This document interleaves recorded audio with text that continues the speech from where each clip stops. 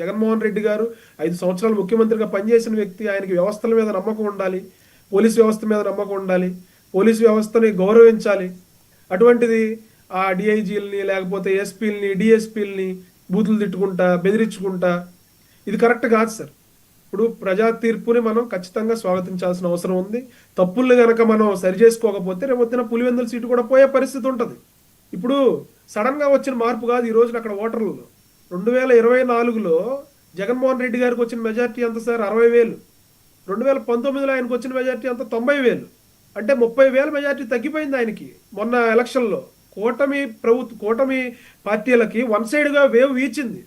151 సీట్లు వస్తాయని ఎప్పుడన్నా అనుకున్నావా? రాష్ట్ర చరిత్రలో అంత పర్సెంట్ సీట్ వస్తుందని అనుకున్నావా?